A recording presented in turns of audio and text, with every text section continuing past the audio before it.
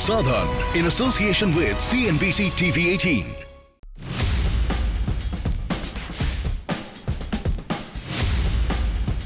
For over a decade, Sa-Dhan has been at the forefront of India's financial inclusion journey. At its 20th National Conference held under the 2025 theme of Building Resilient Microfinance and marking 10 years as a self-regulatory organization. The agenda was clear: strengthen self-regulation, deepen responsible lending, and boost last-mile financial resilience.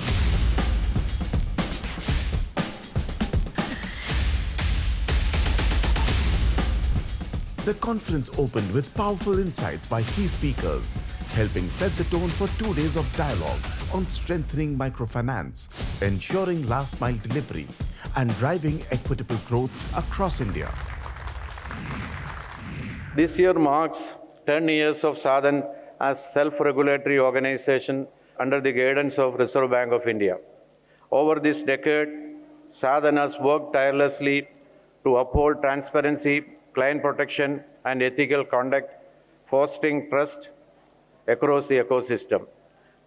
Today, with about 220 members across 33 states and union territories, serving 63 million clients with a loan portfolio exceeding 2.27 lakh crores, Sa-Dhan stands as a strong voice for responsible finance and financial inclusion mission. Despite recent challenges, our sector has shown remarkable resilience. With strengthened governance and supportive regulation, it is projected to grow 12 to 15% in FY 2026. As the country moves to the 2047 target of becoming a Vikasit Bharat, inclusiveness is very important, and resilience is more important because we are touching the lives of the masses. Resilience comes with collaboration and trust. There should be collaboration, I'll term like a tri-sector collaboration between regulator and government. That is, government and regulator at one level, institution, DFIs like NABARD and commercial banks in terms of financing and capacity building, and at the third level, self-regulatory organizations and also MFIs. It's a movement of hope and empowerment, because as country grows, country is growing at upwards of 7 to 8%. But then we need to take all sectors of the society along with this growth. For that to happen, the masses, the rural masses need to be taken forward. Right now, the data is that almost 50% is dependent on agriculture, producing only 18% of the GDP. That means per capita income will be lower. So we need to take people out of agriculture and to the other higher end activities like processing, MSME activities and such other things.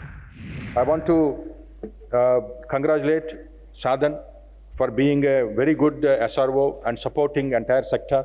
The last 30 years, the government of India and government of all the state governments have been very supportive of MS sector because of multiple benefits of society. And we would like to continue that support. There is no doubt at all. And because we require the very strong growth of MFI sector in the country to promote, as I mentioned, financial inclusion, and also the women empowerment. Both are interlinked, both cannot be separated. You know, in 90s and early 2000, there used to be a lot of passion in the MFI sector, especially the SHG group linkages, a lot of passion, commitment. I have seen a large number of people who have given up great careers to work in the rural areas, tribal areas, just to convince women to join a group. But I actually miss that kind of passion nowadays. Younger generation with commitment, I think, is also required in this sector. A truly special moment at the event was the felicitation of Padma Shri Aloysius Prakash Fernandez, honored for a lifetime dedicated to women's empowerment and financial inclusion.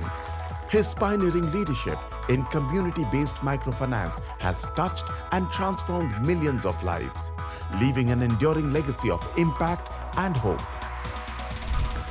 Plenary discussions began with a focus on customer-centric responsible lending, stressing fair and transparent practices that protect borrowers and build trust. We are looking at ways and means of increasing the partnerships that we have, going beyond the microfinance institutions as our partners, And here again, we did another pilot with the cluster level federations. So that is as part of the SHG infrastructure. You have the cluster level federations now created as corporate entities which have been capitalized. So whatever role the MFIs were playing in this product, we are using the CLFs to play the similar role in the product.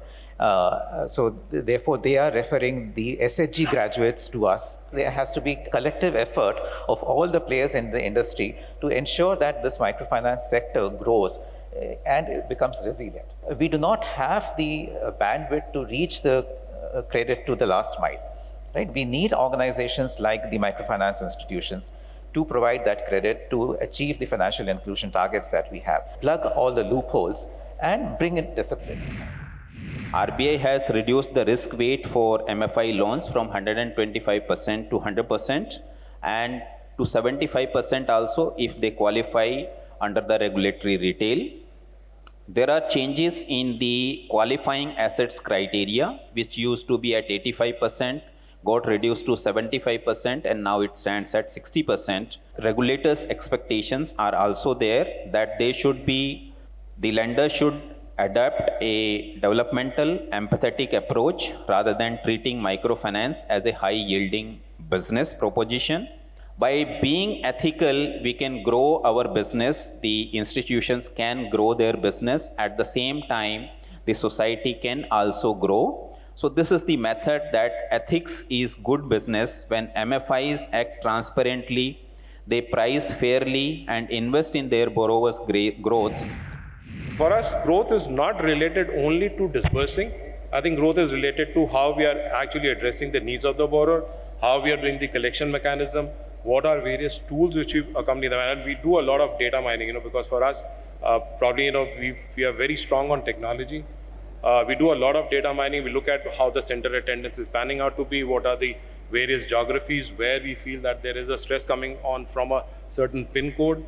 We tend to address that so that we are able to address not just pure the growth mechanism, but I think all other accessories attached to that, which are far more significant rather than just looking at pure growth. It's not only loans. The customer needs insurance, the customer needs saving, the customer needs your remittance facility, and most importantly, in today's environment is literacy, not only financial literacy, but digital literacy as well. So I think that is where the market is moving, and I think the sooner industry moves there, the better it will be, better insulated it would be. I think that is my opening remark on this. The next session examined household financial resilience, highlighting how insurance, pensions, and social security products act as vital safety nets.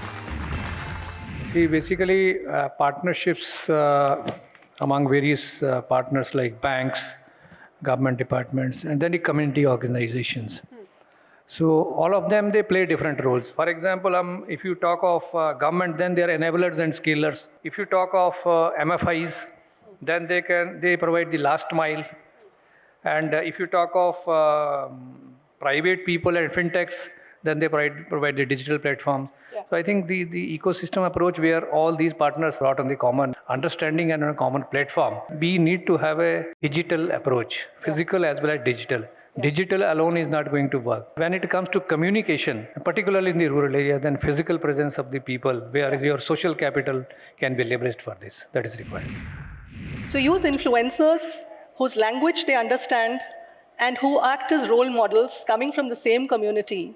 You visit the neighborhoods where they congregate and you sort of market the pensions there. For instance, after 8 p.m., if all the taxi drivers meet in a locality in one of the neighborhoods in Delhi, you sort of catch hold of them. So partnerships is something one should look at. Yeah. It could be the farmer producer companies to increase the, in rural areas, working with the cooperatives, the SHG federations. So that would be one type. And then the other way you sort of to scale up is using the gig economy. So basically that will be the first lever that I would talk about. And that is where you scale up the numbers. Microinsurance is another great playing field that is happening. FIs have got into it not completely at this stage. If you look at a health insurance, and if we can connect water and sanitation with the microinsurance group, FIs can play a pivotal bridging part in both the sides. If you have a toilet, you get a better rate. For the poor, even a 25 to 50 rupees concession on the insurance is a big one. And for the insurance company, having a toilet means so much of preventive life, so much of water diseases not happening in those houses. Sa-Dhan, in association with CNBC TV 18. Sa-Dhan has been a key force shaping India's financial inclusion landscape by influencing policy, strengthening institutions, and driving inclusive growth at scale. At its 20th National Conference, there was an insightful session on women's enterprise development, showcasing how access to credits and markets is driving powerful social and economic transformation. When we imagine the growth story of our nation, true story lies in the transformation which is happening in our villages. It is the story which has been written by our women, the rural women. So for long, the rural women are the women who have kept the economy moving. The design of the whole scheme, which is profitable, that you identify the right person, you provide a diversified option, you customize her plan, and then you provide support via that institution, via the mentorship from CRPs and convergence with banks, with other schemes of the government, and then you have a platter of this. And the results are there. We have more than 2 crore Lakpati Didis, and we are moving towards fulfilling the goal of 3 crore Lakpati Didis. If there is primary processing or value addition closer to the ground,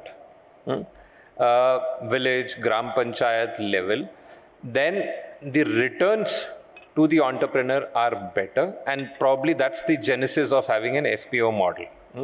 Partly successful, partly not. While we have considerable experience in cluster development programs, which are somewhat larger scale, more formal sector, if the DNA of that model can be taken closer to the village level, investments are made in primary processing, which leads to better returns and value addition at the local level.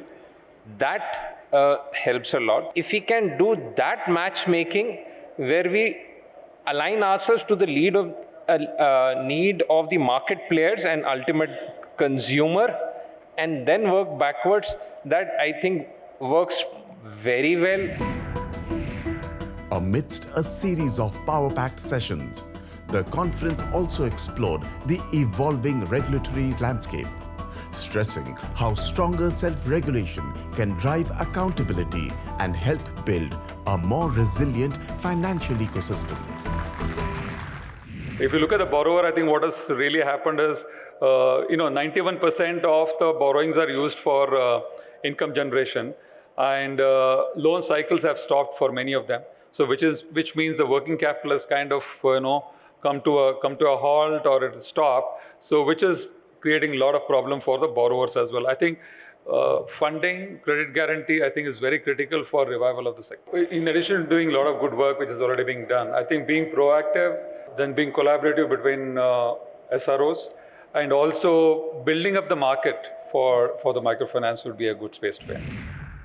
Primarily, I would like to say that the first and foremost criteria is developing or designing standard code of conduct for ethical and responsible lending, resolution of clients' grievances, setting up or harmonizing the best practices, organizing workshops for further strengthening the sector.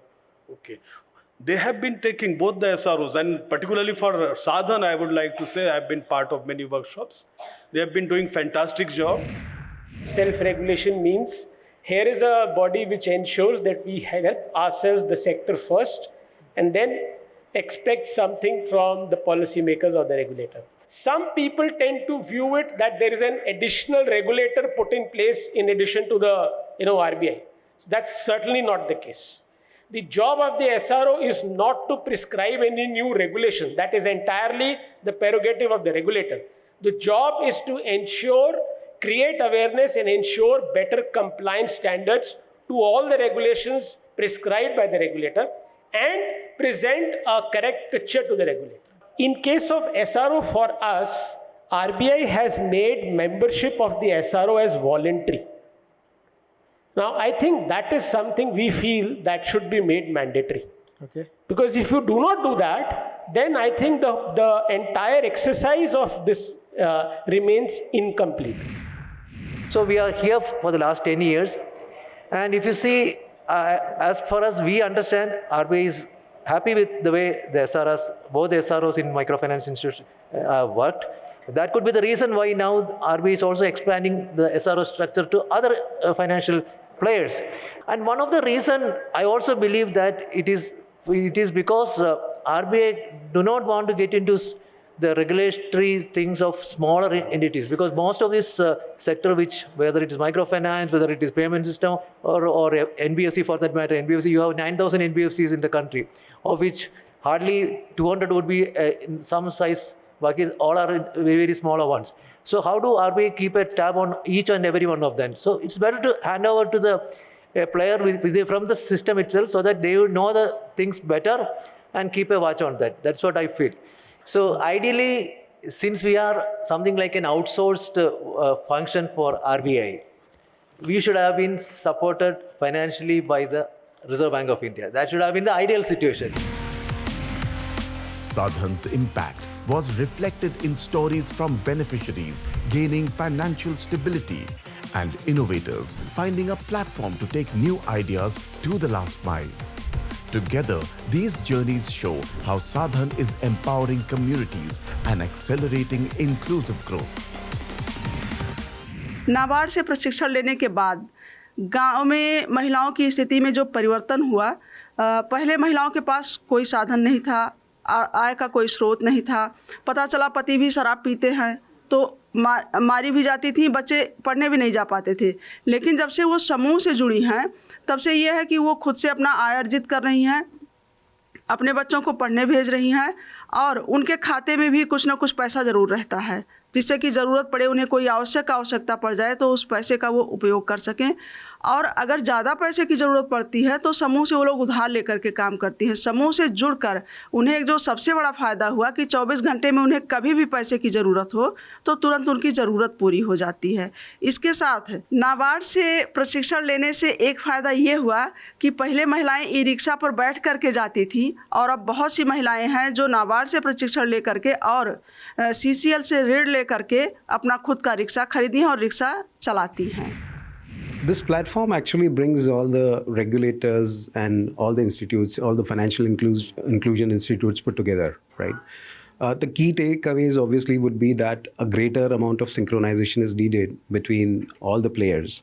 If we really want to get into the rural India, if we really want to affect the lives positively of all those people who are involved into this microfinance and microinsurance business, again, use of technology is one of the key things in this digital world. And we all, I mean, of course, all the microfinance institutes, plus all the insurers, we all will be focusing more on the tech side of business so that the onboarding of the customers is much more easier and serving the customers end to end is much more tech friendly. These are the events which bring so many different players at one platform. So the interaction which takes place for two days brings so much of clarity, so much of relationship building, and it is all through these events that clarity comes, certain amount of national way of thinking on how do we go ahead.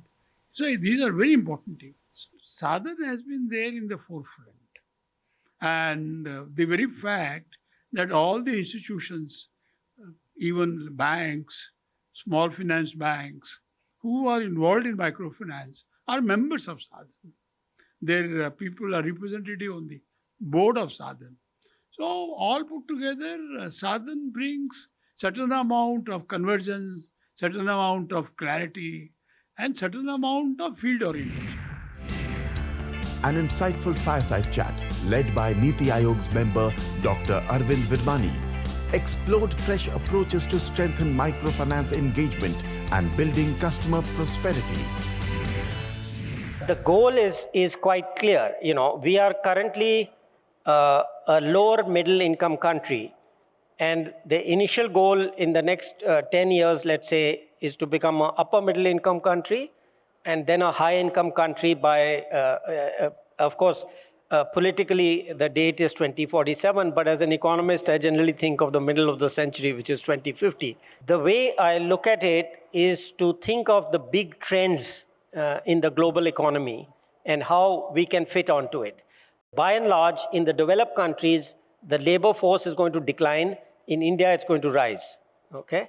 So the global human capital, so that goes with what economists call comparative advantage. So the comparative advantage of India in human capital or human resources is going to dramatically increase over the next, let's say, 25 years.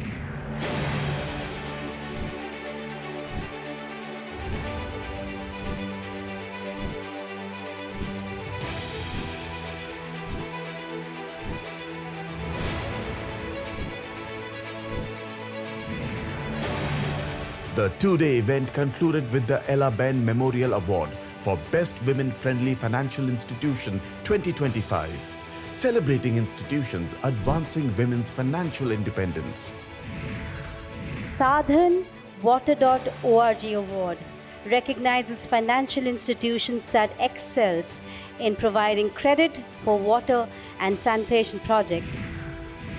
With renewed commitment and a shared vision for the future, the Sa-Dhan National Conference reaffirmed its role as a catalyst for inclusion, innovation, and last-mile impact across India. Sa-Dhan, in association with CNBC TV 18.